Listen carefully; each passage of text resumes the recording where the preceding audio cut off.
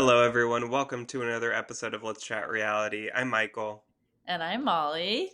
and we are here today to discuss another week of Big Brother 27, as well as the brand new season of Survivor Australia, which is the long awaited, highly anticipated Australia versus the World season. And I cannot wait to get into that.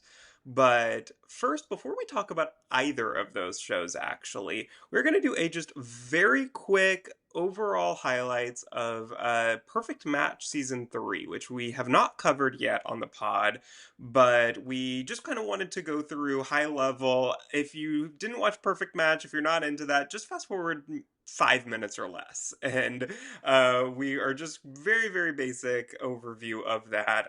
But Molly, what were your thoughts just overall on that season?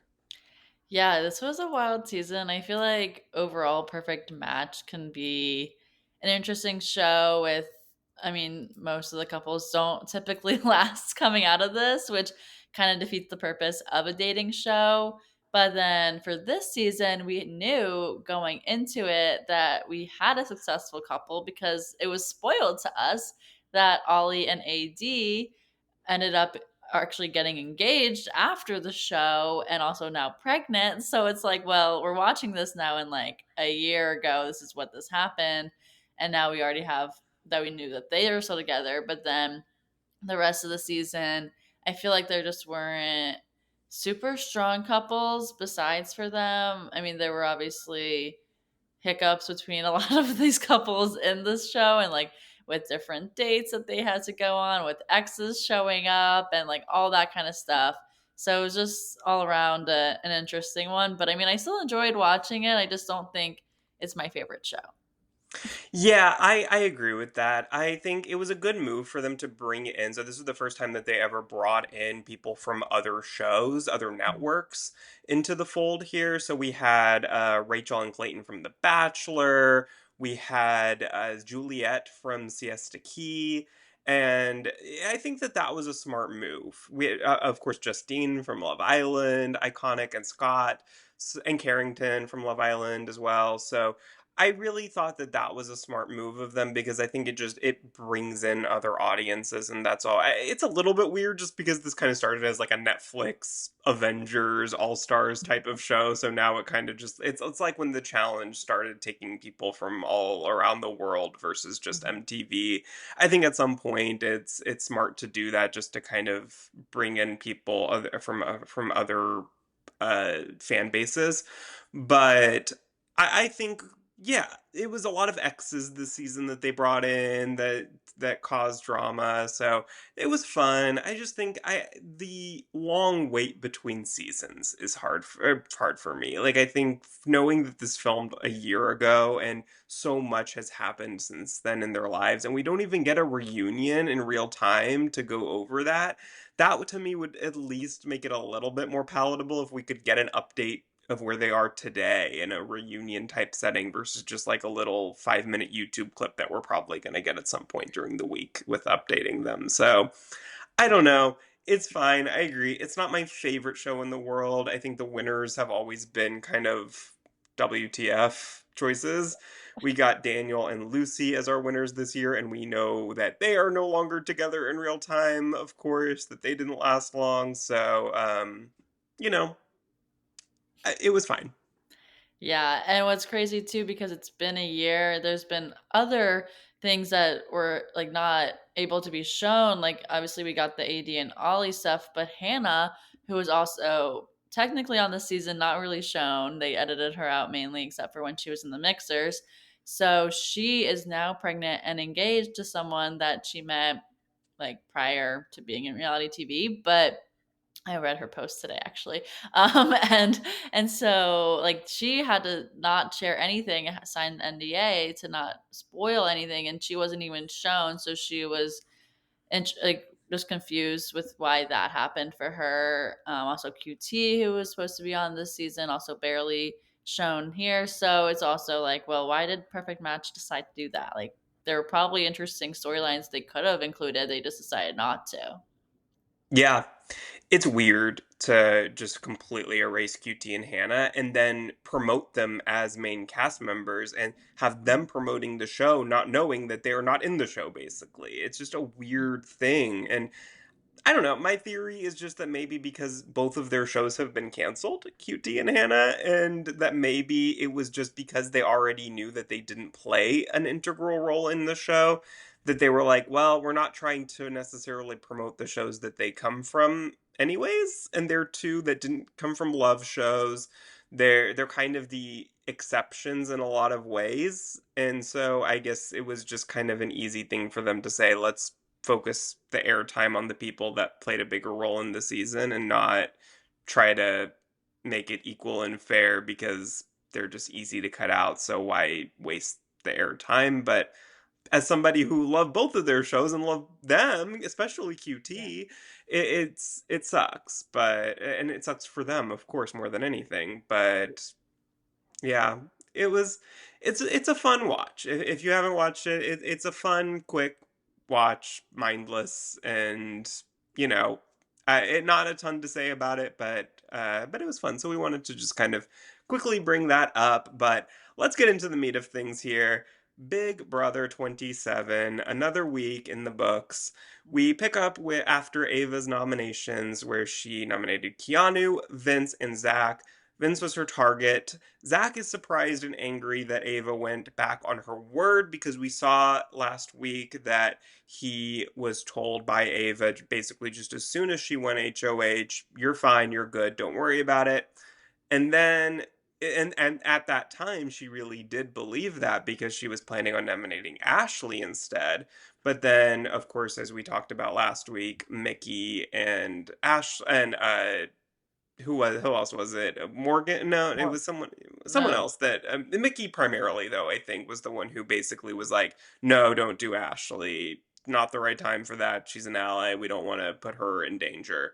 And so she went back on that and decided to nominate Zach instead. And we knew that Ava had this big nomination speech that she had been talking about on the feeds, and she had kind of been practicing it, quoting it afterwards. Rachel was telling her this is going to be iconic and great television. And then we get to last week's episode, and there was nothing that we saw of her speech, basically. And we're like, what the hell? Why did they cut that out? So we saw at the beginning of this episode that they flashed back, which is a very rare thing for Big Brother to do. And I don't know why they chose to do it this way, but they did show us her full speech, or at least more of it, where she called Vince Vinny the Lip.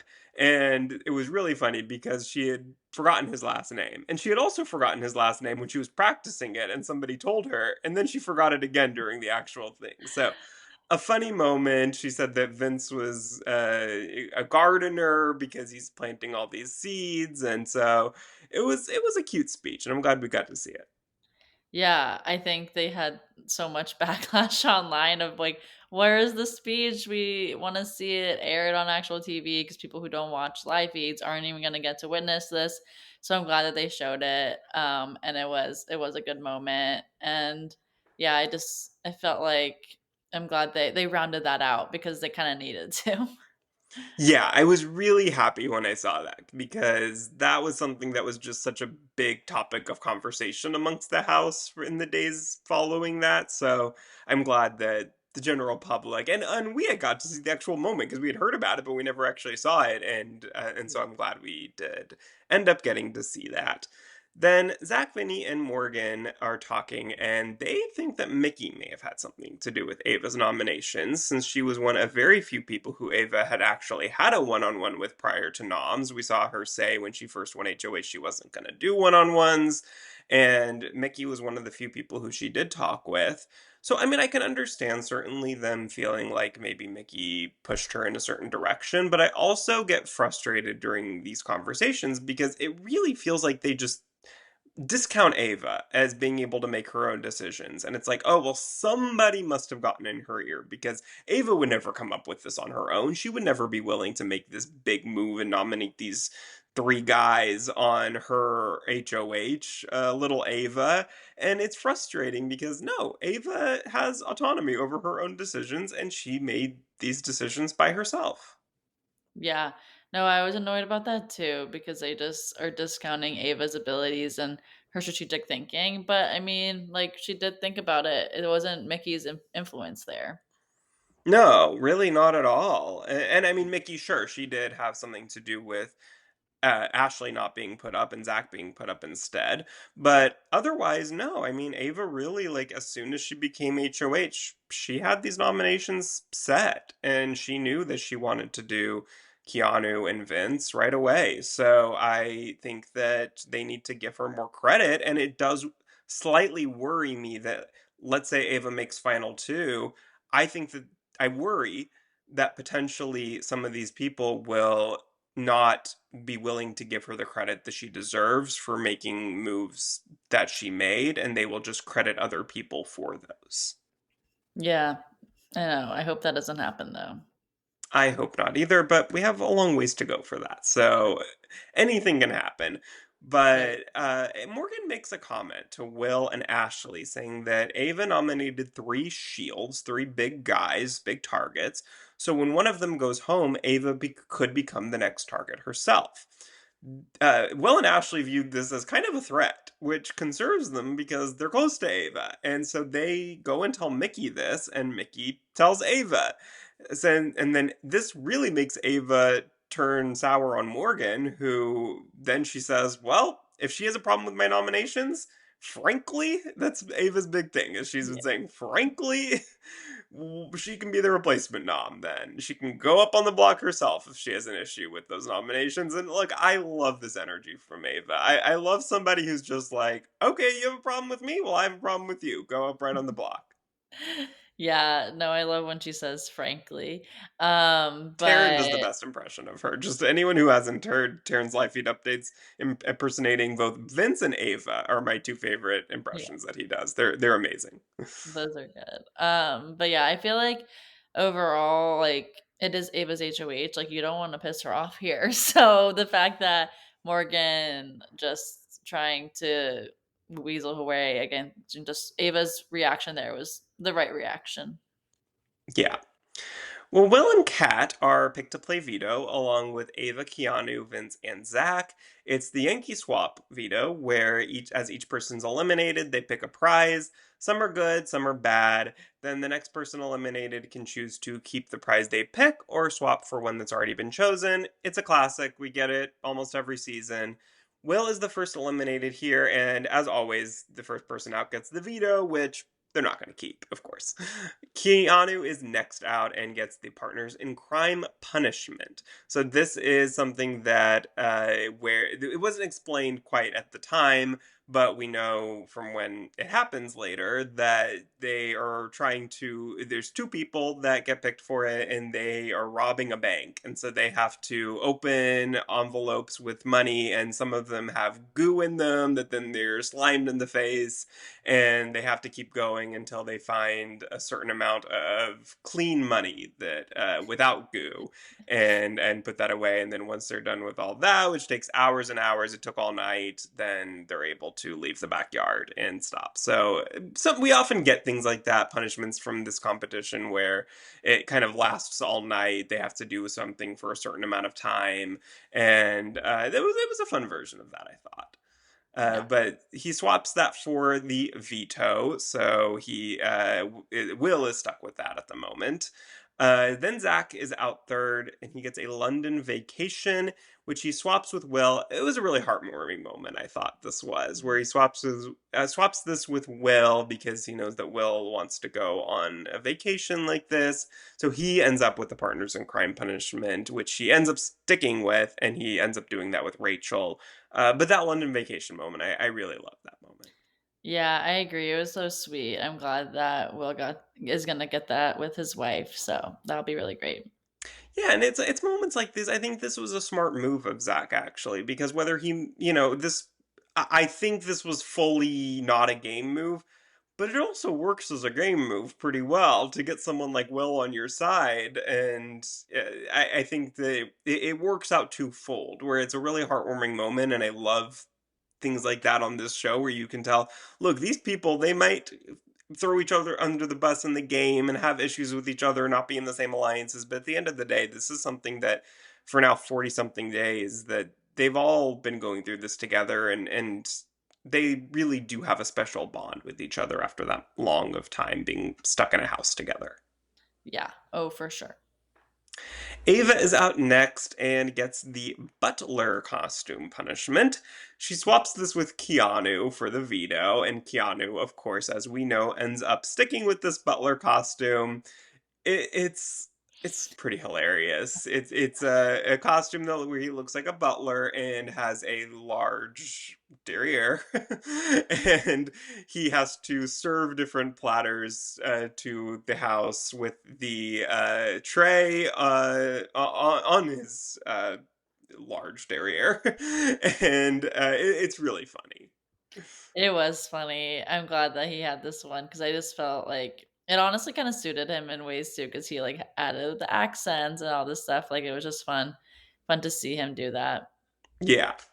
It, Big Brother, sometimes I get embarrassed that I say that I watch the show. It's one of those moments when you see someone like Keanu in this costume, and then we're about to get to someone that has another costume, and when all of this is going on in one week, it's like, well, what are we doing here? But it's also really funny. Yeah, it's like it's Halloween. Yeah, it feels like it. It really does feel like it sometimes watching this show. Vince comes in second place and he gets 5K. He swaps that for the veto. So Ava ends up with the 5K. And Kat ends up winning this competition. So she opens her briefcase, which has the hard boiled detective costume, which is the other costume I was referring to that we had this week. She swaps that for Vince's veto. So Vince ends up with the hard boiled detective costume, which, I mean, if I liked Keanu's costume, this is the best costume I think we've ever had on Big Brother. It is hilarious, and I think it fits the theme of the season, which I love, which Keanu's did as well. And it's just so funny to just watch people talking to a gigantic egg all week. I know.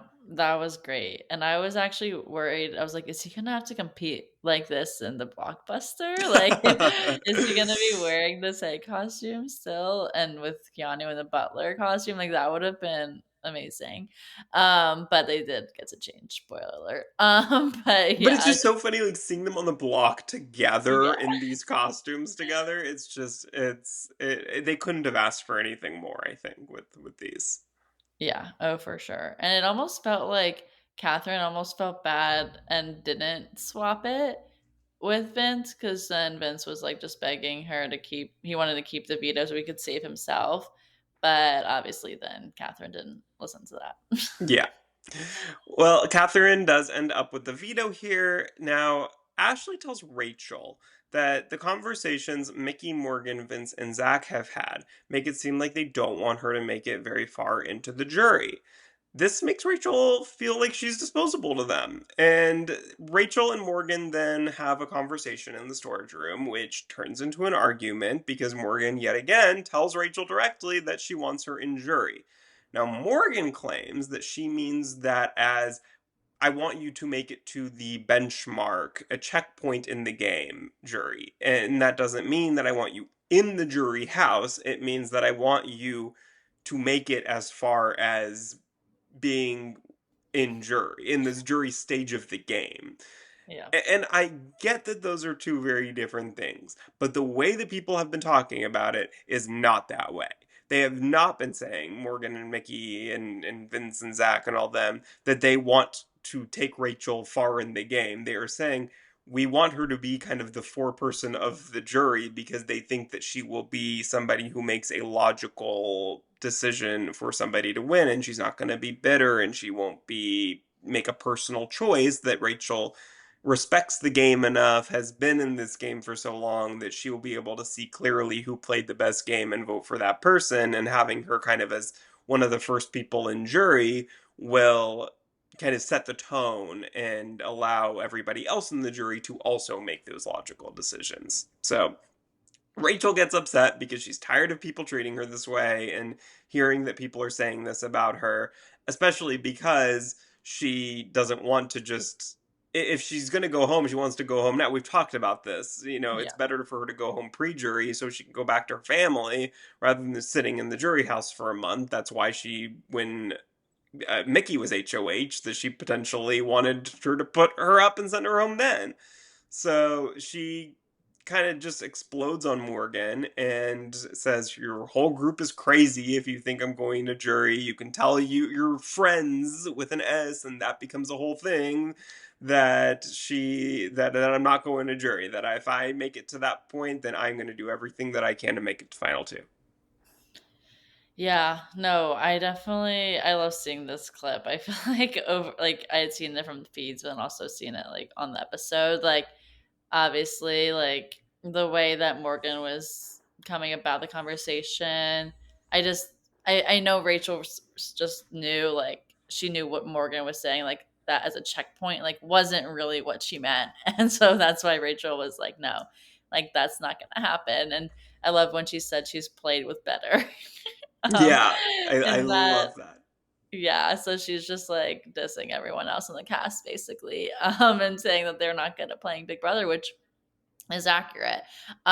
So I love Rachel here. So I'm just happy that I hope that she continues and doesn't just make it there as a checkpoint, but continues and makes far. Or if she doesn't make it there, then she's going home to see her family. Yeah. Yeah, you can tell Rachel is just so fed up with all of these people and their crazy gameplay. And she's like, what am I doing here? Like, she knows how. I saw a post on Blue Sky or Twitter earlier today where it was like, this is exactly how Suri felt on BB25, where she was like, I have played with the likes of Parvati Shallow and Boston Rob, and now I am playing with crazy people who are making insane decisions. And I feel like Rachel kind of feels the same way, where she's like, I've played traders with Suri and all these people and like the best of the best of the best of strategy games, and now I'm playing with like the likes of these people that are volunteering to go on the block and taking out their allies and not using powers on themselves that end up getting them sent home. And it's just like, what are we doing here? And I love watching Rachel slowly spiral into madness. Yeah, agreed.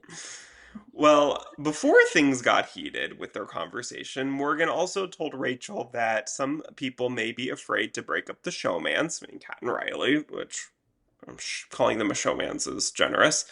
Rachel then, because she's now pissed at Morgan, takes this information to Catherine, telling her that Morgan said everybody wants to break them up. So, not exactly what she said, but it's close enough. I think like this is kind of the perfect, slightly twisting her words to where it makes it sound really bad to Catherine, but it is based on truth of what she did say.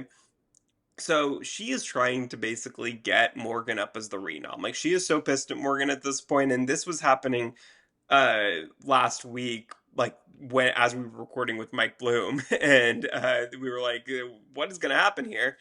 And this she I don't think that this was shown on the episode, but she also Rachel goes up to Ava at this point and says, let's put Morgan up, like let's use the veto. And Ava's like, well, frankly, I don't know that we need to do that, and she wasn't really that into it. So it didn't end up turning into anything. And Ava, we did see on the episode Ava talk with Catherine and basically tells Catherine, do what you want with it, like I don't care, because she would put up Morgan if she was going to put up anyone. So Yeah. it was basically a matter of, do we want to use it at all and leave everything the same, or put up Morgan? And so Catherine does not end up using the veto. I think she was too afraid of what all the madness that she might cause if she used it. It was a little bit just too risky for her to do that, and she didn't really care much either way. She's totally fine with any of the three going home. Do you think that that was the right move for Kat? Yeah, I think so, because then it doesn't really put a target on her from anyone in particular to say, like, oh, well, she used it on this person. Like, she just stayed true and wanted to remain kind of like neutral there. Yeah, and I think there was always the possibility that she thought Riley could end up. So I think it was just kind of like, let's not risk it. Yeah. So Most surprisingly, though, is that Zach does not use his 10K veto power. And he cites wanting to save Morgan as his reason. He said, "Well, I know that Morgan would be the renom if it got used, and I wanted to save her. Thought that I had the votes to stay regardless, so it didn't really matter. I could keep it in my back pocket." I mean, this is just incredibly insane, though, because he had talked to Morgan before this, and Morgan said, "This is a close vote." Like, she's like, "You know that, though. It's a close vote." And Zach heard that, and I don't understand how he keeps going on these interviews now afterwards and all this stuff saying, "I didn't know that it was going to be close until like the next day," when he was told this. And Yeah. I don't get it. I don't get it. I know. It's crazy that he didn't choose to use his 10K. And then, as the beginning episode stated, that he was like, "Oh, I don't want to give this up to Ava." Also, he seemed like he just didn't want to give away the money to Ava for putting him up there, also. But then it did seem like the Morgan reason was then becoming more of the reason. But then it's like, well, like, you have to think about yourself in the game too. Like, can't just think about these other people, and you're not like winning it for them, like you're winning it for yourself. So I think that just was very bad gameplay. Yeah, I do think that the not wanting to give it to Ava is a bigger part of the reason that he's willing to admit. I think that he really does not respect Ava. He never did because from the very beginning he said he hates floaters and he doesn't know what a floater is. But I think that he views Ava as a floater, and to him giving someone that is just like he's too prideful. He Yeah. doesn't want to give Ava that credit of giving her that money. And I think the other part of it is probably he thought that if he used it, and at that time, he hadn't told anyone about this power. And I think that there was probably a part of him that felt like if he used it and hadn't told anyone, that everyone would feel betrayed by him and that he kept the secret from them. Why did he keep the secret? And I can actually, like, if he were to say that that was the reason for it, like, I could at least logically understand that a little bit more. But the whole, like, well, I knew Morgan was going to go up. It's like, well, you're now up. Like, Yeah. it doesn't, it's not like you had the chance to just, like, save yourself and all of your allies I Yeah. don't know. It just, none of it makes sense, but he's never going to really say that he regrets it or made a mistake. Like, I think he is going to take this kind of holier than thou position and say years from now that he does not regret making it. So what can we do? Yeah. Well, this leaves Keanu, Vince, and Zach on the block at the end of the week here. And after the veto meeting, the house guests are all discussing the votes. Morgan wants Keanu out since Vinny and Zach are obviously her closest allies, but she struggles to choose between Vince and Zach if the two of them are on the block together if Keanu were to win the blockbuster competition. Now, originally, she tells Vince that she will choose him to keep him because she is upset that Zach will always choose Lauren over her. And it's kind of funny how everyone in the house, whenever she says, "Well, I don't know who Zach would choose between," and everyone's like, "Yeah, he'd choose Lauren." Like, everyone just like blanketly tells her this, and she's like convinced herself that it would be a tough decision for Zach. But yeah, if everybody is else can see it for what it is. Yeah. Now, once Zach reveals his power to her, then that changes things potentially for her. So he does tell her about it after he decides not to use it. And this makes her feel kind of guilty like, well, if I'm the reason why he didn't use it, I need to save him. So she really considers switching her vote here. But what do you think she should do or have done in this case? In this moment, I feel like I would have still, like, I don't know. I think it makes sense to still vote to get Zach out, even though, like, that also was gonna, like, make her feel worse, though, because then she's like, well, he did save me in this way because he didn't use it. But for her game longevity, I think it makes sense for her to keep Vinny. I agree with that. I think that Vinny just has more connections, has a better game, and I just think that aligning yourself with Vinny is probably better than aligning yourself with Zach. I just think that it's true that Zach always will have Lauren's back over Morgan's. And I think that whereas Vinny really, I think, would have her.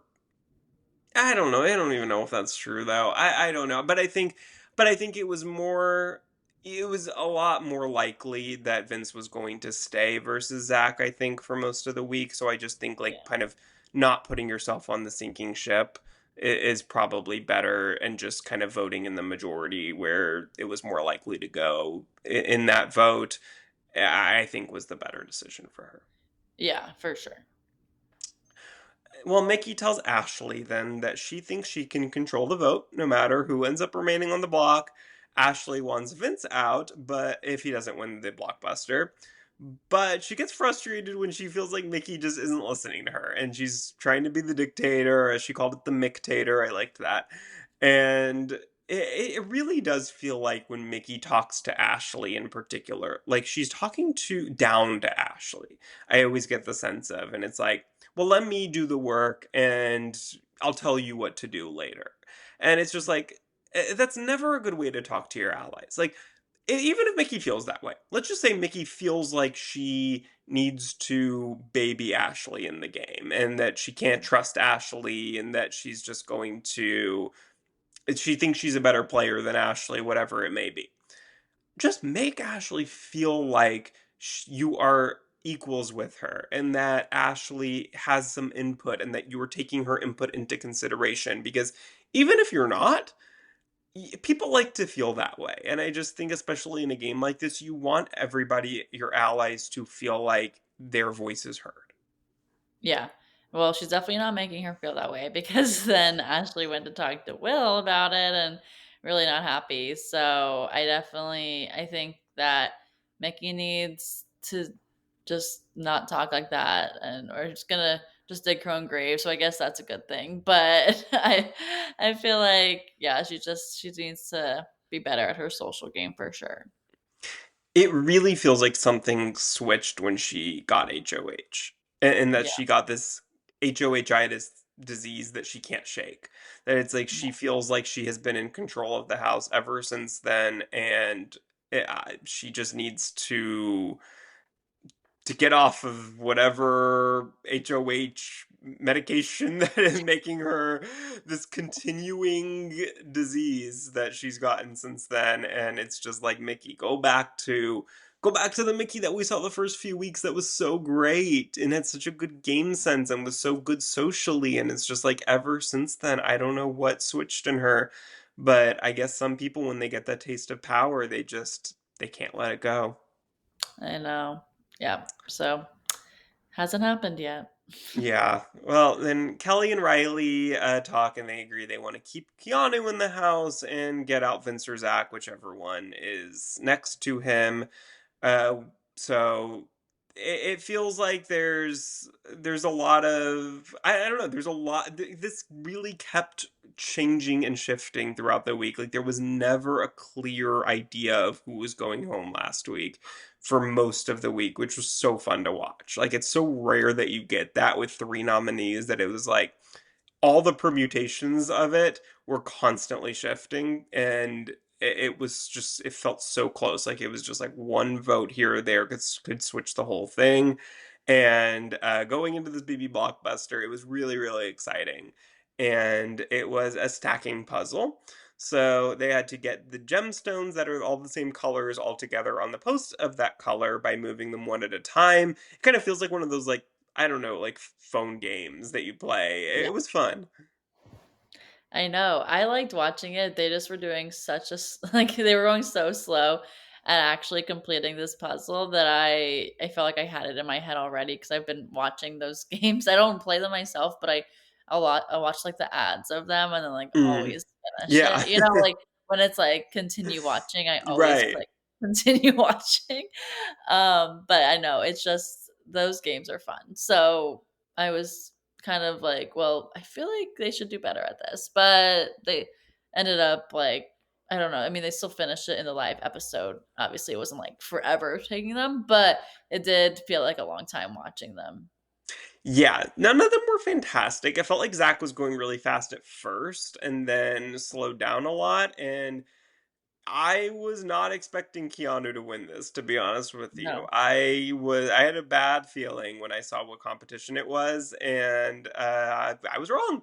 Keanu ended up winning this, and the worst part though was that Keanu, all right up until the feeds ended right before the live show, Keanu was talking to Rachel about throwing the blockbuster competition, and Rachel was begging him not to do it. And it really felt like she was not getting through to him.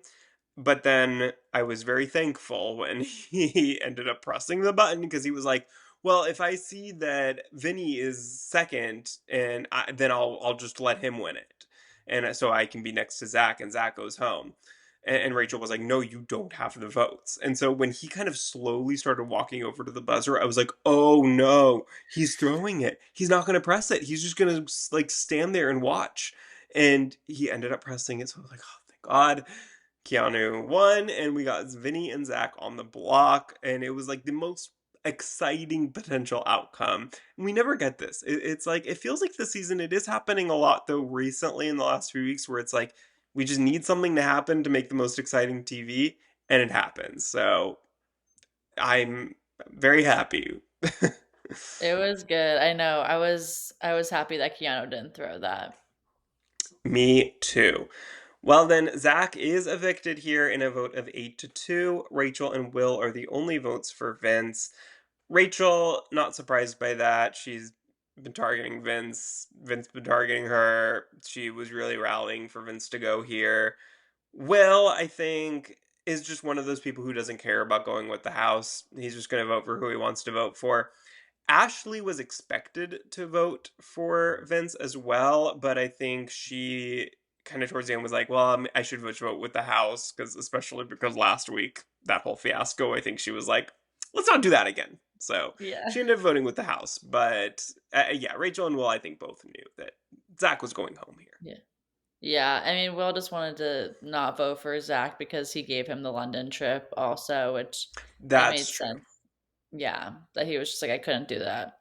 That's very true. That I did forget about that. Yes, that is a very good point. Then during his talk with Julie, though, this was a very fun moment. Let me just story time here. Back in Big Brother 3, Marcellus Reynolds, famously the first season that had the veto, he was on the block and he won the veto and did not use it on himself. Famously, he then gets evicted blindsided, and when he gets out of the house, Julie slaps him with her note card and says, "What were you thinking?" So when this potential was had for Zach to, or when he decided not to use his power, and there was potential for him to go home. Everybody was saying online, we need Julie to slap him with her note card. If he goes home here and he didn't use his power, she's got to slap him. And she did. And it was very fun. I was so happy to see that. And it's just like, Zach, what were you doing? I know. I'm glad Julie did that. That was iconic. But I feel like he even knows he was dumb to not do that, and he's just taking the high road, I guess, and being like, "Well, it's okay. I didn't want Morgan to go home, but now you're going home." Yeah. Yeah, he will never admit it, but yeah, I think he knows deep down. I think he knows that he should have done it. And he will say that, "Oh, I really thought I was safe at the time, blah blah blah." It really doesn't matter if you think like this, you're on the block, like you have to use it. This is not the same thing as not using your idol on Survivor, because not using your idol on Survivor, there are so many other options of people that could be voted for. The chance that it's you, if you really don't think it's you, like if you are being blindsided, it's a one in whatever chance, 8, 9 potentially, like however big the tribe is at that time, there is a really good chance it's not you. But with Zach, you're one of three people that like, there's a 33% chance at the very least that it's you, and you know that there's not that it's going to be a close vote. People are telling you that it's not obvious. You should know based on your standing in the house that it's not obvious. So it didn't make any sense game wise, but we could talk this to death. So it's Yeah, over and done. exactly. And after the eviction, Mickey tells Ashley, Will, and Ava and Morgan that they need to get rid of Keanu and Rachel, that those are her targets. Ashley, Ava, and Will are not on board with this, though, with targeting Rachel, because they like Rachel. They're aligned with Rachel. And they're like, what are you doing, Mickey? Why are we getting rid of Rachel? So Ava goes and tells Rachel that Mickey and Morgan might potentially put her up if they win HOH. And that really makes Rachel realize she's on the outs with the house. I think she already kind of knew that, but hearing it confirmed is like, we gotta do something here. I gotta win HOH. Yeah. No, I'm glad that Ava went to tell her that because it definitely gave Rachel that fire and just wanting to win. So I'm Yeah, glad that she told her. I am too. It's good, especially right going into HOH. It's good to have that fire. You need that fire under, especially I think Rachel is somebody who it's like, I'm on the bottom. I got to fight. I mean, we saw this in BB 12, 13. It was like she was always on the bottom. And so she always went into these HOH competitions with this fire. And oftentimes she won them. So it was going into this one, it was really a lot of do or die situation, like she's used to from her past. And the HOH competition is Party Slasher, so it's a memory comp where they study 6 rooms and memorize as many details as possible.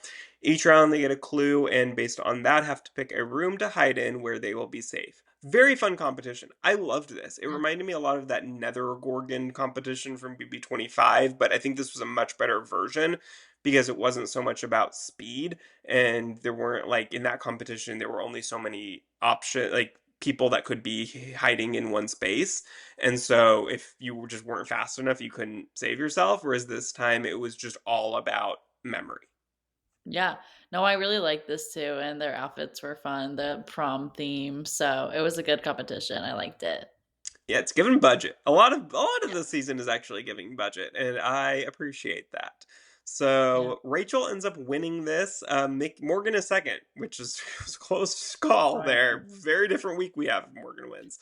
So Rachel Riley in 2025 is HOH again. So exciting. I'm so glad. I was worried that Rachel would leave this season and not win a competition, which would have been really devastating. So if nothing else, if she doesn't win anything else, I'm really glad she got a HOH.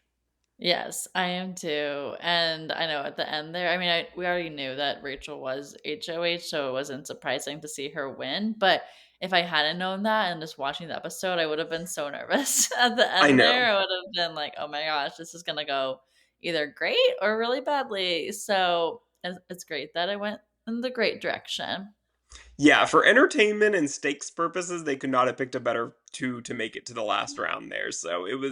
it was very nerve-wracking, very high stakes if you didn't know what the outcome was going to be, but it ended up very good for at least for us, I would say. Yes. Some people may not be a fan of Rachel, but we are. So Ashley tells Rachel that Morgan has been the main one pushing that Rachel needs to go. Rachel also wants to nominate Mickey, but Ashley's a little bit more hesitant about that. Ashley is close with Mickey, and I think doesn't really want to see her on the block.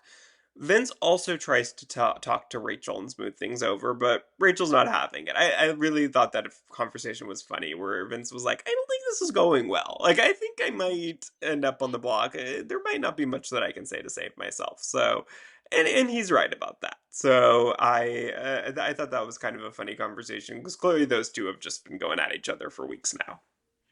Yeah, no, that was funny. I mean, obviously we knew that Rachel wanted to target him, but then hearing them talking, just Vince just knew it from then as well. Yeah.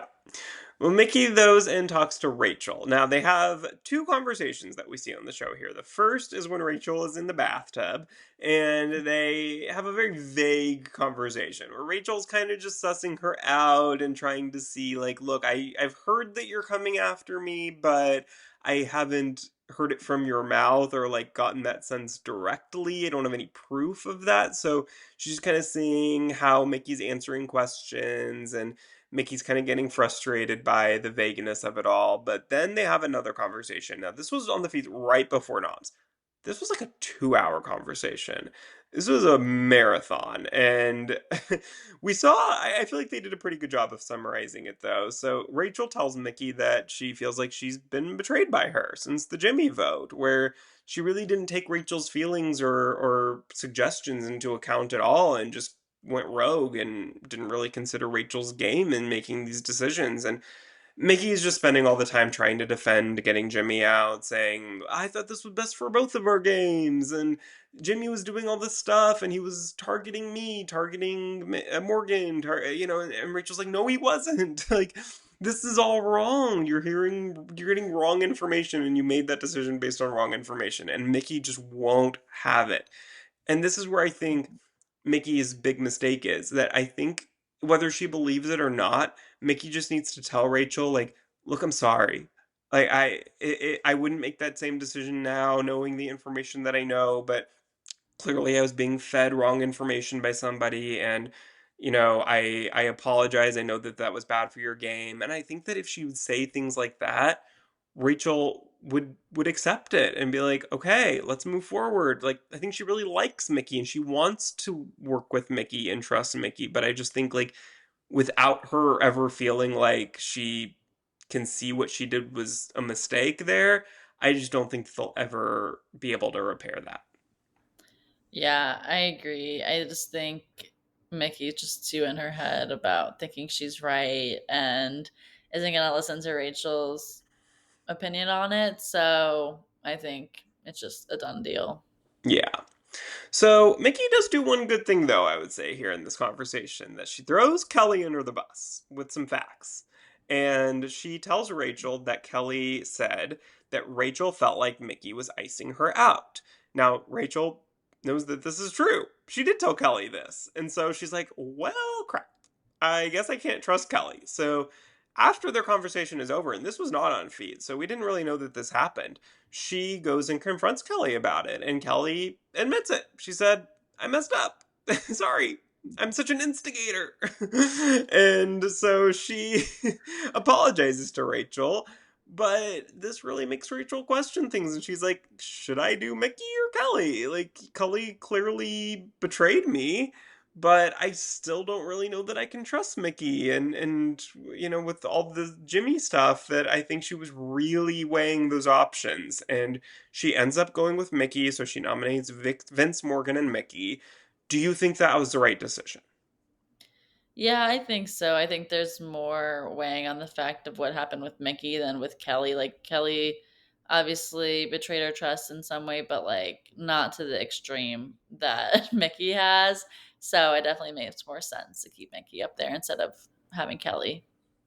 Yeah, and I think it's really the way that both of them handled the situation when confronted. When Rachel talked to Mickey, she was unwilling to admit or apologize that she may have made mistakes during her HOH reign. But when she confronted Kelly, she just admitted to it and she was like, hey, yeah, sorry, I messed up. I shouldn't have said that. I apologize. And I think that goes a long way. And I think if those had been reversed, like if Kelly had tried to deny it or push back at all. And if Mickey had just apologized and owned up to it, then I think that we may have seen a different nomination there, because I think it's a lot easier to work with somebody who's willing to admit when they're wrong than it is to work with somebody who won't ever admit that they were wrong. Yep, very true. Well, let's get into some feed spoilers then, because that's where we left things in the episode. Now, we have played veto competition. It was OTEV, classic, and Lauren ends up winning it. Apparently, it was a very short competition again. We saw last season it was only one round. I think it was 3 rounds this time, it sounds like, so still very short. But it seems like she's most likely not using the veto. So there's not a ton to report here. There have been some conversations, I believe, tonight that she might decide to use it on Vince. If that happens, Kelly would likely be the renom.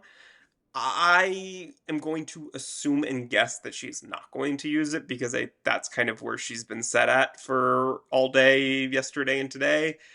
But there is a chance that that could change. I have not watched feeds in the last few hours, so I'm just kind of seeing things online. So I don't know how much she's really considering this, but I'm going to assume that this doesn't get used. What do you think she should do? I would say she doesn't use the veto, and then the noms just remain the same. I think with Lauren's position here, like she doesn't really need to use it on Vince at this point. Like I don't know.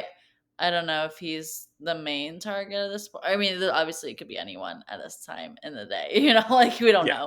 know. But I don't think it's necessary for her to use it this week. I agree. I don't think she should use it. Vince is obviously like her number one ally, so it's hard not to, Yeah. I'm sure. But I think that she knows that using it could potentially upset. It would cause a lot of chaos because Catherine and Riley are really trying to get her not to use it, and they are also allies of Lauren's. And I think that they're afraid that one of them could end up being the renom. And so I think that Lauren understands that they are scared of that, and her using it might really upset them. Even if they don't end up being the renoms, they could kind of be like, well, you were okay with us potentially being the renoms. Like, you don't know that we weren't going to be picked for that. So I think that it could give her a bit of a headache. And Kelly also is somebody who Lauren likes and wants to work with. And so Kelly going up also is bad for her. So I think all in all, I think that it's best for her not to use it, and I think that she will probably come to that conclusion. Yes. Agreed. And we'll find out shortly. Yes, we will. Well, I'm so excited to talk about this. So let's get into some Australian Survivor AU versus the world premiere. Molly, take it Yeah. away. Yes, so this is very exciting. It's my first time watching an Australian Survivor season, so I'm really excited for that. Obviously, had seen David from Deal or No Deal Island when he won $5 million. So, 6 million he oh almost. sorry, 6 million, yeah, 5.7. I was rounding down instead of rounding up because you don't know how many he gets with taxes. Sure, sure. But but yeah, and also with Parvati, of course, on here as well, which is also great to see because we have the world, which comprises of three US, Tony, Suri, and Parvati, and then four from other places around the world who I hadn't heard of before. I don't know if you did, Michael, but they all had at least one a season prior to being here. Yeah, so I had not heard of any of them before this cast got announced or leaked, at least. I have Yeah. not watched any of their seasons still, so I have seen Australian Survivor. I have not seen every season of Australian Survivor, but at least one with everybody on this cast. So, like, back when Okay. this was filmed, I was like, okay, I need to prep for this. So, I'm going to start my Australian Survivor journey. So, I have binged most Australian Survivor seasons, I think season two through like All Star half. I got half. All Stars is a rough season to watch, so I got like halfway. I've seen the two most recent ones, Titans versus Rebels and Heroes versus Villains, and then or three most recent, I guess, with the most recent one that nobody from this cast is from, and then went back to the other seasons that Australian survivors from this season are on. So I've gotten through most of those. So I'm familiar with all the Australian survivors and the US survivors on this cast. I have heard things about specifically Rob and Lisa. I think that Tommy and Cass's seasons most Americans had not watched because I don't think they're in English. But Rob and Lisa's seasons, I've talked to people who have seen those seasons, so I got the gist of it from them. Yeah. No, that makes sense. And I feel like it's interesting just to hear them already, just like in the show, like talking about some of their experiences, because I obviously know not everyone is familiar with them. So that's been good to see that. But overall, what were your thoughts on this premiere? Loved it. It was 10 out of 10, no notes. Everything I Yeah. could have hoped for and asked for, this premiere gave us. I love because there were so many interesting dynamics pre-season from past seasons of people that knew each other. And it's always a question on this season of, well, how much are we going to get into that? Like, how much are we going to see the people who have a history like interact and discuss their history and their past, and how much is it going to be referenced? And it's always so much fun when it is. But I love that we got things like a flashback to Micronesia to see Suri and Parvati, that we got a whole thing with George and Shawnee, who have an interesting past based on what happened during Australian Survivor Heroes versus Villains.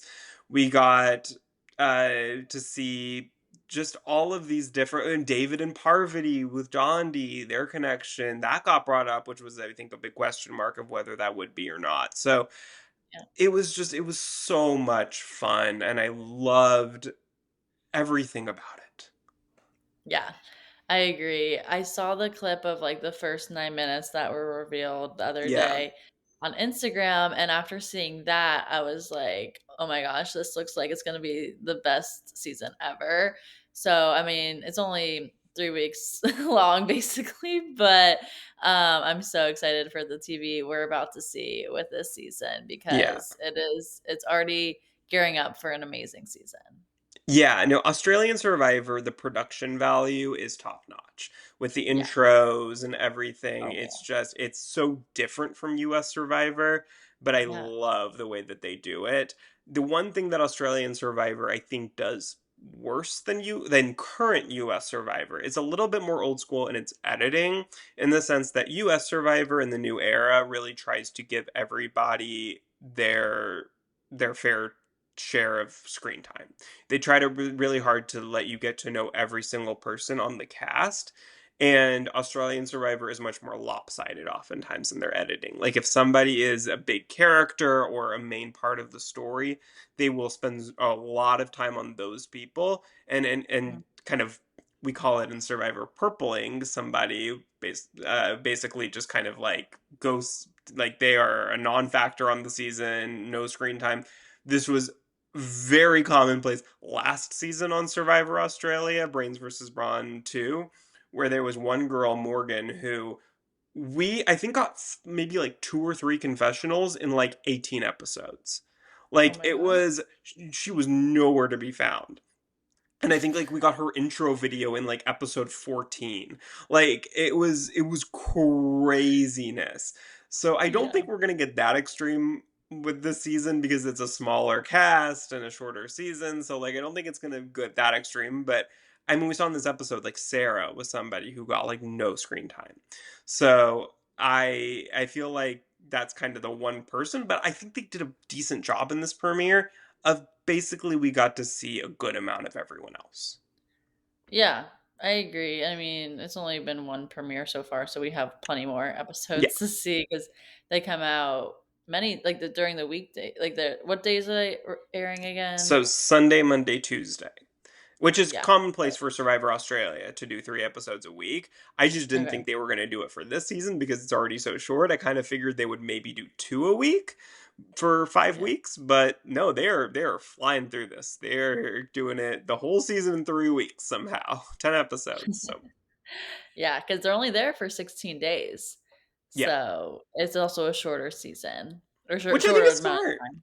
I think like why doesn't US Survivor do this every so often? Like a short Yeah. like Legends season, because I think a lot of people aren't willing to go back for a full 26-day season at this point necessarily, but I think for a short like 16-day season, you're going to get a lot of people who are willing to do it because it's a pretty short filming, and you're probably not going to have as many people turn that down. Yeah. Agreed. But this is exciting that we at least get some of our favorites here. So I'm hoping that they can make it far, in particular, Suri and Parvati.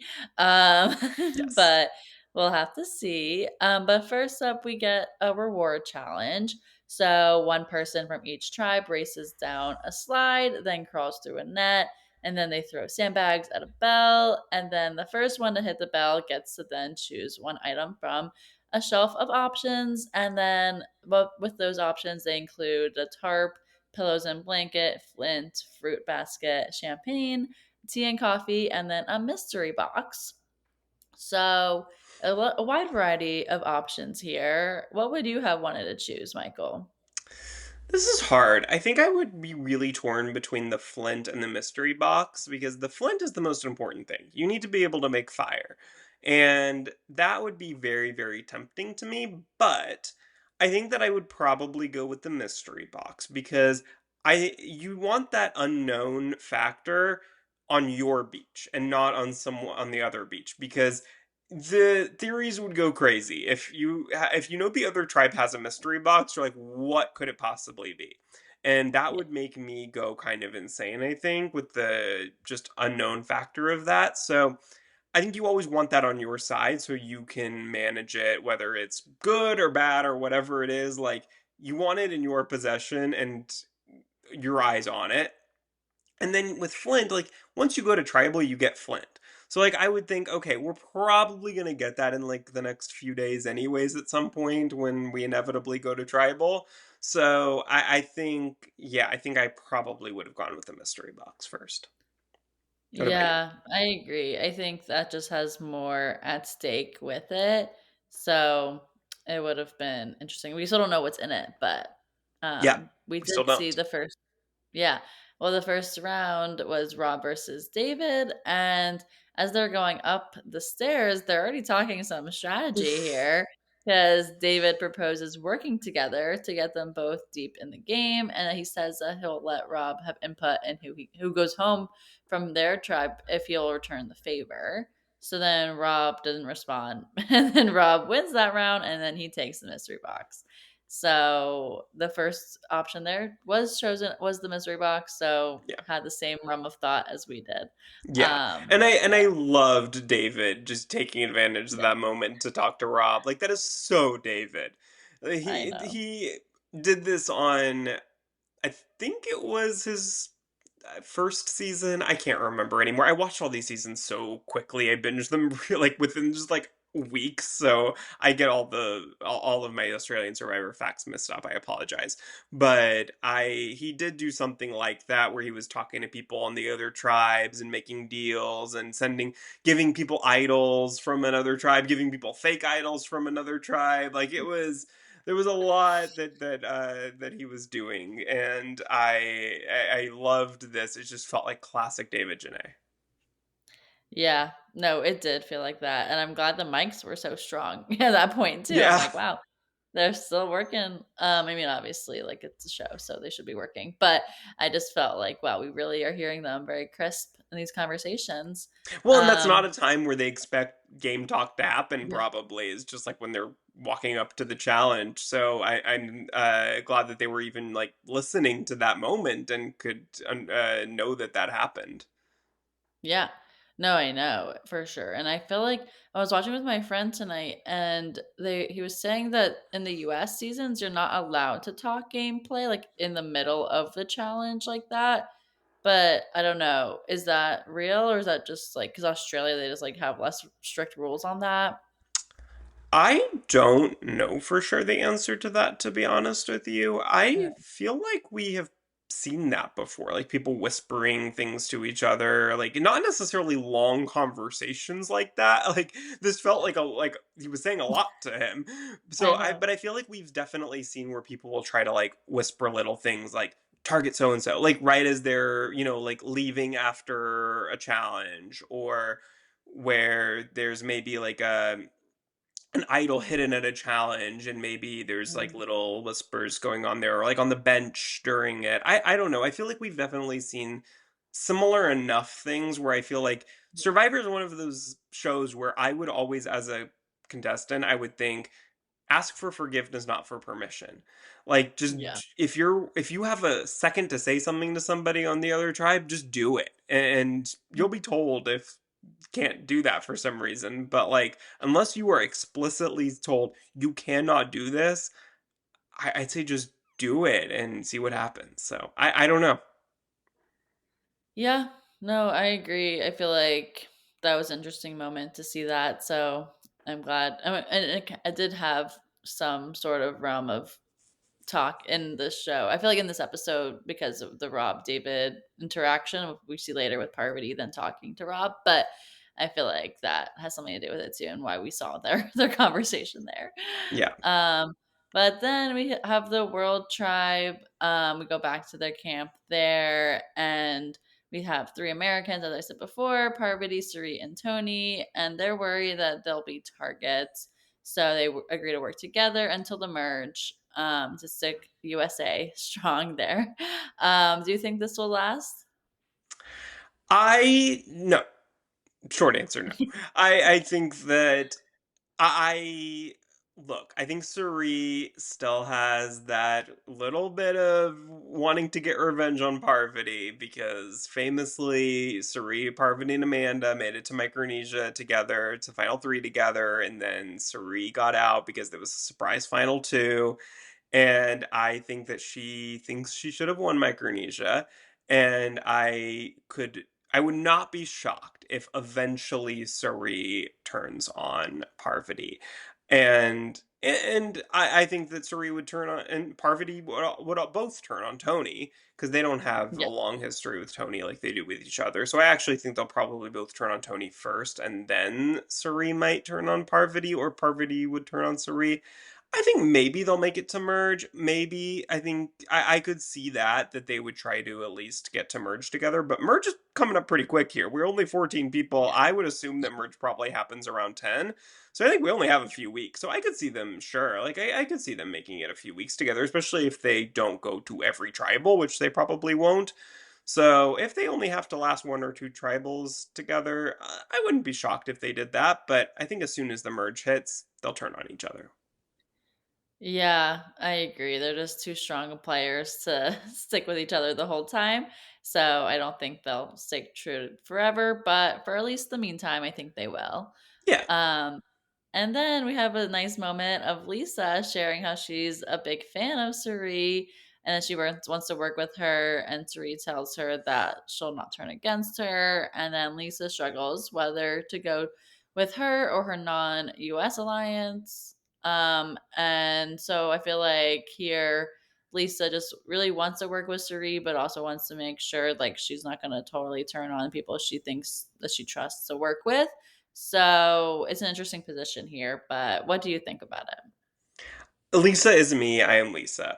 Lisa is starstruck by Suri, and of course, like it? Suri is Suri Fields. Like I Yeah, mean, she is exactly how I would feel in this situation, where it's like I don't care if I get like misted by Suri, and I happily would be in that position just to like be able to work with Suri for a while. I mean, it's one of those things where it's like it's probably not in your best interest game wise, but I can't help myself. And I mean, it's very similar. I feel like I see a lot of Izzy in Lisa from BB25, where she came in and she's like, I am your biggest fan and I want to work with you and I will be loyal to you till the end. And I think Suri probably sees that in Lisa, that she's somebody who probably won't turn against her, at least for the time being, because she's just very starstruck by her. And we know Lisa is a huge, huge Survivor fan. I mean, she is an RHAP fan and patron. Like, she was wearing an RHAP shirt when she won Survivor New Zealand during her live finale. So like she is a true fan of this show and of Suri, and just see a lot of myself in her. So I can completely understand her struggle here. yeah. No, I'm glad that we had this moment also in the show because obviously, like, we know Suri's a legend. So it's nice to hear, like, from other people around the world too, that they obviously appreciate her game here too. So that was great to see that. And it does seem like they will work together. So that's nice to see that. But next, we had Parvati tell Rob about her Deal or No Deal Island connection to David. And this was in an effort to want to connect with Rob. And she told him that David loves Rob and that he wants to work with him. So then that was in hopes of trying to connect Parvati to Rob here and not have Rob go after her. But then he said he promises to keep that a secret and says that he's interested in working with David too. But then that in his confessional, we hear that her flirting won't work on him and that he wants to go get an American out first. So he basically was just playing her in that conversation, which obviously we knew that right away. And I feel like Parvati had a little bit of a sense to it too. But do you think that Parvati should have told Rob about her connection to David here? I see why she did it because obviously she saw that Rob and David had that little moment, that talk during the first reward challenge. And Yeah. she wants Rob and David to probably work together should they make the merge because she knows she's good with David. And so if she is good with David and David's good with Rob, then they can all kind of be a bit of a trio. So I see why she did it, and obviously giving somebody a little piece of information like that is a sign that you trust them and want to work with them, that you are willing to give them that little information that you haven't given to anyone else. So I understand that, but I I don't know that I would have done it. I just think like, or at least like maybe say it in a way where Rob doesn't think it's some sort of big thing. Like she could say, I think that she could have said it in a way of like, oh yeah, David and I did a show together. Like, just Mhm. not anything major, not anything like where, oh, we were like this close and like this is a huge thing. We made it all the way to the end together and he won $6 million and we were mom and dad and had a son named Dixon. Like I don't think that she needed to like make it this huge deal. I just think Yeah. like she could have it made it sound like something they did years ago, some quick like one day thing. I don't know. He wouldn't know. And I think that may have been the smarter way to go about it, where he's like, oh, okay, like those two know each other. Like this could be something that's useful in the future, but like something he might have even like forgotten about a couple days later. Yeah. No, I agree. She definitely made it seem like a little bit sus about how she brought it up there. But I mean, this game is pretty quick, so like you have to bring things up quickly in this, and when they're only there for like about 2 weeks total if you make it to the end. Yeah. So I think it makes sense to just in a way to try to build a connection there, but it didn't work out for in her favor here. Well, at this moment, it seems Yeah. like. But won't spoil it yet. What happens? But then we go to the AU tribe. So here we have clips of George talking about reuniting the Spice Girls and working with Shani again, and like they did on Heroes versus Villains. But Shani doesn't want to work with him because he betrayed her last time, so she doesn't trust him, and she wants to get revenge, and so she wants to make an alliance with Kirby. And so this is interesting. I haven't obviously seen the history there between them all, but do you think Shani is right by being wary of George, or should she work with him given that they're pretty much only close to each other on the island? I absolutely think that she's right to be wary of George. George Okay. is not a trustworthy ally. He is someone No. who will do whatever is best to make good TV, like George is happy to do. And he is going to make a moment out of everything. He did betray her. I mean, it was the two of them and they had another ally that they were called the Spice Girls and they were super close. They were super fun alliance to watch. Like they were really really fun. They were kind of like they were on the villains tribe, like very much like trying to play into that villainy of it all and they were really fun and they made it pretty far together. But then, Yeah. yeah, I think it was around like maybe final 8 or 9. George thought that Shani and their other ally were getting too close with each other and that he was kind of the odd man out. And so he banded together some other people on that tribe and got Shani out and blindsided her. And so, yeah, like I would never trust someone like that to work closely with again. I do think that it's smart of Shani to make George think that they're good at the very least, like pacify him so that he doesn't think that she's wanting revenge. Like, she be like, "We're good, totally fine," which she kind of did do. And Yeah. but I think she should not actually have him as a close ally. She should always keep him at a bit of a distance. Yeah. I agree. I already am getting sus vibes from George, and I haven't seen him on the other seasons because he's also proposing an alliance with David and Luke and saying that they can be buffers for each other given their reputations and they can call themselves the Power Bottoms, which was a funny name. And David and Luke, however, say that they're really just humoring him and they don't really want to play with George. So it's kind of funny that everyone's kind of playing George on the Australian tribe here. So it seems like if they were to go, like George would probably go to tribal, they would probably vote out George first. I think they're kind of setting that up. I don't know if that's going to happen, but just in my mind, that's what it seems like. Yeah.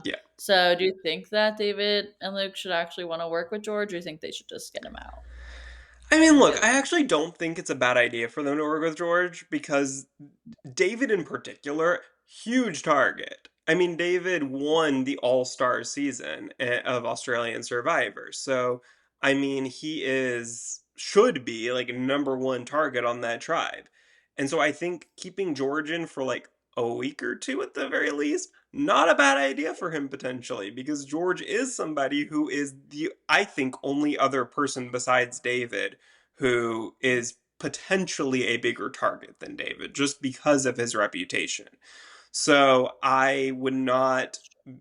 I think that David should think more about working with George than he seems to actually be thinking about that.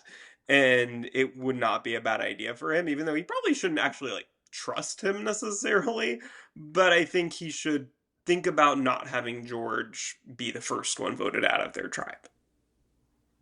Yeah, no, that's fair. I feel like they just are he's gonna cause some drama, but that's entertaining for us, so that's fun to see. But then we get to the immunity challenge, and the tribes have to work together to move a heavy staircase, and they have to use it to climb over the wall. And then they have to use giant blocks to build another staircase to reach the top of the tower. And then finally, the two people from each tribe will then use a slingshot to fire coconuts at a series of targets, and they have to hit all of those down. So here, Australia wins immunity. It was actually pretty close when it seemed like until the end, and then like it seemed like Australia kind of had it there.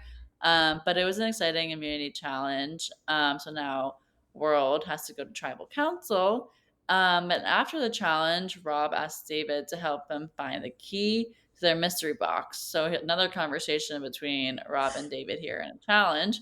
And he thinks it must be hidden at their camp. So I don't know because we haven't really seen much about this box yet. But do you think this key is hidden at Australia's tribe? I never thought of that as a possibility until he said it, and then I was like, oh yeah, duh.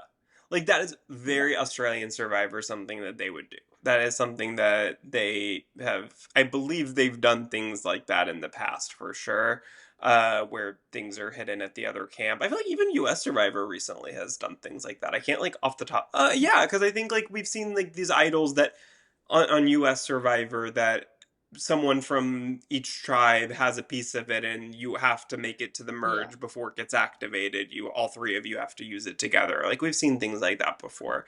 So I think that that is a very high possibility that that is the case, and I actually think that's a really fun twist if it is, and I'm just very curious about what is in that box. But I probably an Yeah. idol, right? I don't know. Yeah. Maybe, and we'll have to see if that key is on the Australians' camp there, but we don't know yet because now we're going back to the World Tribe camp and we see them all talking game and who they're going to vote out. So Parv is with the four international players, and then Rob asks her who they're voting out tonight. She refuses to say a name and asks him the same question, and then he eventually says Sari, and she pushes back, which made Rob say, then let's actually, like, that Parvati actually, it should be the one to go after Parvati doesn't want to agree with him. So then he tells the internationals the plan and then tries to get Suri and Tony on board too to go after Parvati there. But then they agree to his face, but obviously it didn't seem like that was going to remain true here, because they don't want to vote out Parvati. They want to remain U.S. strong until there's a point where they shouldn't. But at this point, it did seem like Suri and Tony were not going to go with that. But it did, like, overall, Rob was just trying to control this vote and wanting everyone to just target Parvati here. So do you think that Rob was coming off too strong here and just overall and trying to get this vote to be Parvati? Yeah. I mean, I think that he's used to playing with newbies who probably he was much more easily to control on his season. And again, I have not seen his season, but I know that he was very dominant. And I think that he's probably expecting that he could kind of just do the same thing, play the same game here that he played before.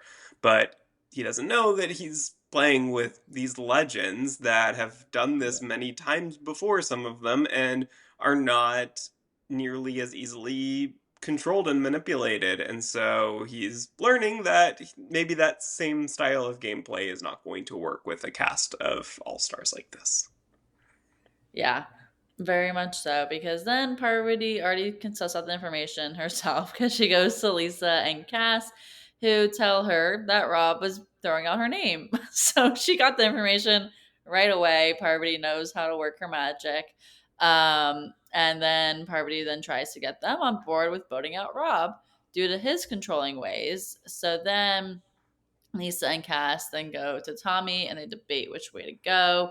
So at this moment, what did you think would be right for the rest of the world team, the non US people, for them to vote with the non US and get out Parvati, or to get out Rob here?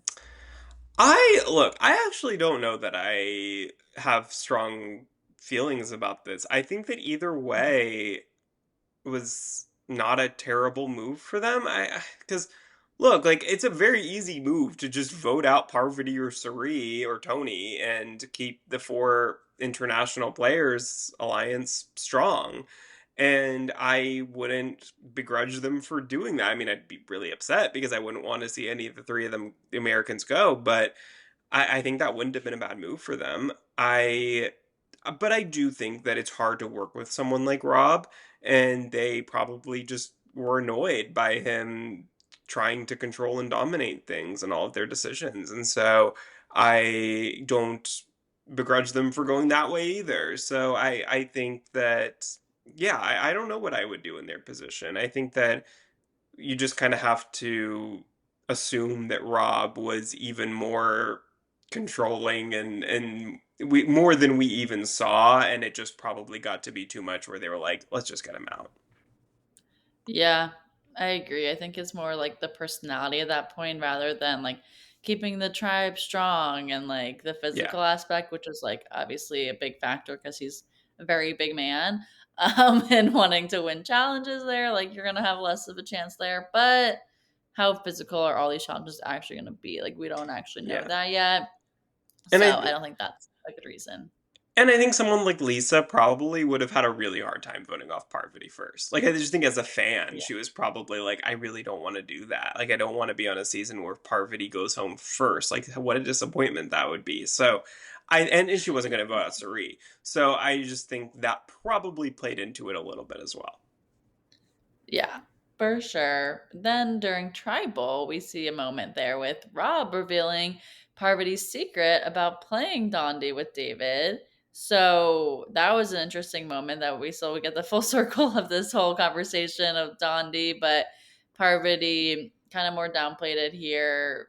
Rob was trying to make it seem like it was a really big deal that they were working so closely together and all that. But then it's not enough to save him, and he is voted out in a 6-1 vote. So everyone voted for Rob except for Rob. He voted for Sri and didn't know how to spell her name. I know. But it's okay. But now That's a he's crime gone. enough to get him to Yeah. be voted out. Exactly. So I was happy with this. Obviously, I knew it couldn't be Parvati because I was like, no, like they're bringing her back for this season. Like she's not going home week one or Yeah. episode one, not even week one, episode one.